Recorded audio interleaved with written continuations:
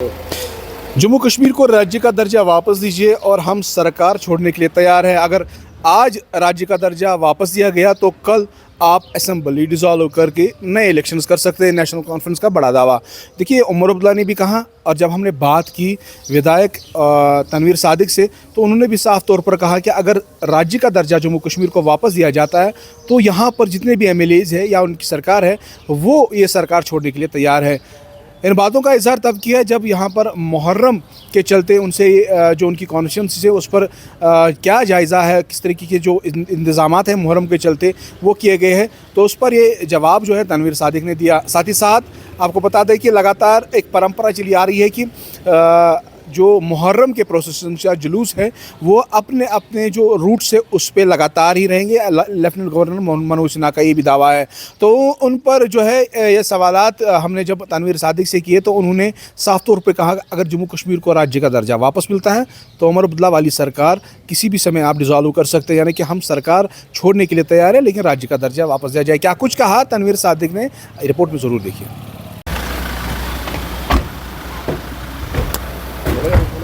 अस्सलाम वालेकुम। वज़ीर आला ने अपनी सदारत में एक रिव्यू मीटिंग ली थी आज से कोई 5-6 दिन पहले, और पहली बार कैबिनेट उसमें पूरी बैठी थी जिसमें सारी ब्यूरोक्रेसी थी।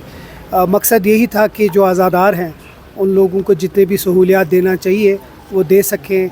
जहाँ जहाँ से जुलूस बरामद हो वहाँ अच्छे से मैकडम हो। जो पानी का प्रॉब्लम है या जो भी इश्यूज़ है उसमें रेज़ हुए। उसके बाद मैं खुद दौरे पे गया जिसमें सकीना जी थी, सतीश जी थे। कुछ डिसीजंस हुए उसमें जिसमें राशन का बात हुई, जिसमें बात हुई कि लेट आवर्स तक जो ट्रांसपोर्ट है वो रहे। सबसे बड़ी बात यही है कि जो आज़ादार हैं वो अपने किसी उनको कोई रुकावट ना आए, वो ये एक मकसद था। और उम्मीद करते हैं कि मुहर्रम अच्छे से रहे और आज़ादार अपना काम अच्छे से करें। इस बीच उपराज्यपाल मनोज सिन्हा ने भी प्रेस वार्ता कर ये कहा कि सारे ट्रेडिशनल रूट्स पे जो है हम तो एक्सपेक्ट कर रहे थे कि 10वां जो है आशूरा का जुलूस उसको इजाज़त मिलेगी। हालात ठीक हो गई हैं तो मुझे लगता है उसमें कोई रुकावट नहीं आनी चाहिए थी। अगर पिछले साल से इस साल तक बहुत कुछ बदला है, एक अपनी अवामी हुकूमत आई, मैं फिर से उनसे अपील करूंगा कि अपने इस डिसीजन को नज़र सानी करके जो तहरीकी निकलता था हमारा जुलजना और जुलूस आबे गुज़र से और जडीबल तक, तो उसको इजाज़त दी जाए ताकि आज़ादार अपना फ़राइज़ निभाएं। सर, इस बीच एक मीटिंग भी हुई थी। ये कश्मीर में अल्हम्दुलिल्लाह हमेशा जो भी कोऑर्डिनेशन हुई है अल सुन्नी की या शिया बरादरी की, हमेशा ये रहा है कि भाईचारे में रहे। अमीर वाइज साहब ने भी इस पे बात की है। हर एक जो हमारे रिलीजियस स्कॉलर्स हैं, रिलीजियस लीडर्स हैं, उन लोगों ने हमेशा इसको बढ़ावा दिया है कि आपस में भाईचारे में रहे।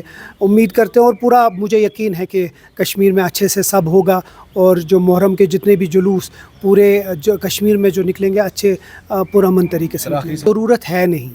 हमने उमर साहब ने सबसे बड़ी ये बात की कि अगर किसी ने भी ऐसा कोई लॉ लाया या कोई तरीका बताया कि उसमें MLAs पीछे हट रहे हैं, हम लोग पहले ही तैयार हैं। हम गवर्नर साहब के पास जाकर डिसॉल्व करेंगे। हम उसमें रुकावट नहीं बनना चाहते, क्योंकि जहाँ से ये न्यूज़ फ्लोट हुई वो किसी तरीके से इसलिए हुई कि MLAs कहीं डर जाए।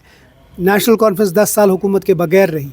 हमें हुकूमत की ज़रूरत नहीं। हम चाहते हैं कि स्टेटहुड रेस्टोर हो, न सिर्फ नेशनल कॉन्फ्रेंस के लिए, पूरे जम्मू कश्मीर के लिए, ताकि यहाँ के लोगों के जो मसाइल है वो हल हो जाए।